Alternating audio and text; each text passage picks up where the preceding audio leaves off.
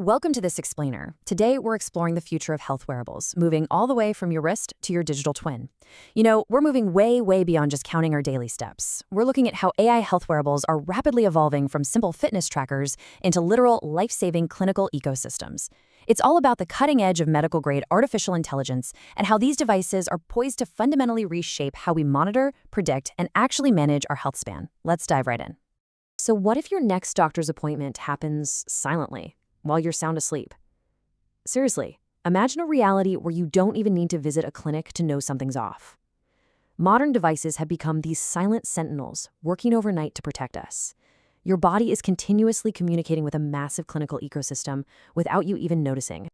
Section 1. The new wearable era, FDA-approved sleep tracking.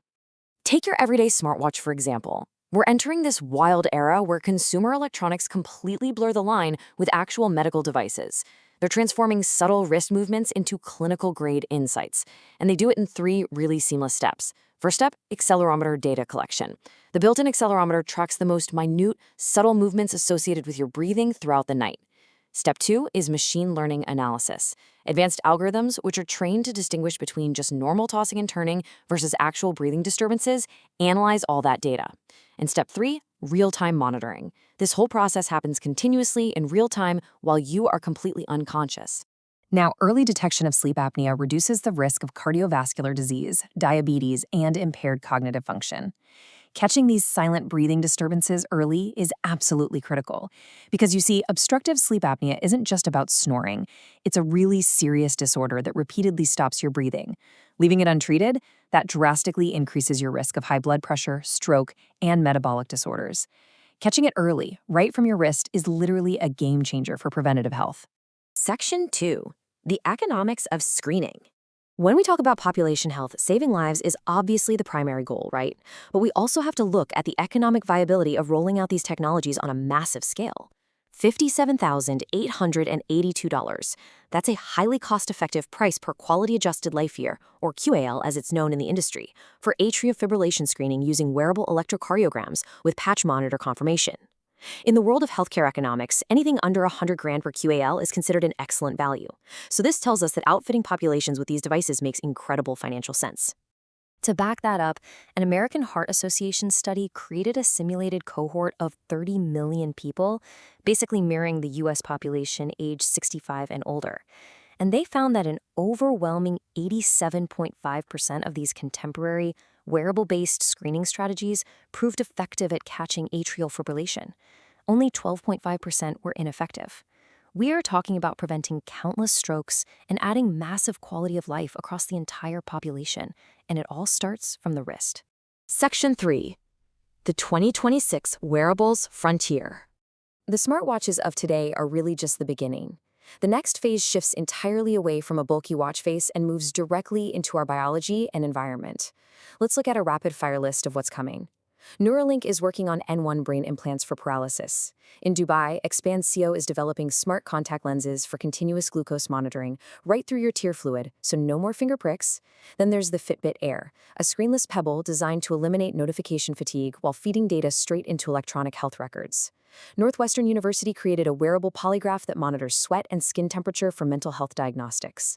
And Mi1 is using new Bluetooth 6.0 standards for SOS with sub-meter positioning, meaning if a patient falls, emergency responders know exactly which corner of the room they're in. As one quote wonderfully puts it, these devices are the harbingers of a future where neurological conditions no longer dictate a patient's physical agency. The ultimate goal of devices like the Neuralink implant goes way beyond just monitoring. It's about restoring true physical autonomy. By implanting high-density electrode arrays directly into the motor cortex, they're allowing individuals with severe paralysis to control robotic arms and computers just by thinking. It's basically the ultimate wearable, an internal brain-computer interface. Section 4. AI and pan-vascular aging. Now, the true power of all this wearable data unlocks when we feed it into massive, unified artificial intelligence systems. We have to move away from our old, siloed medicine. Historically, if you had a problem, you went to a cardiologist for your heart or a neurologist for your brain. It was totally separated, treating isolated local lesions. But then, we have pan-vascular AI.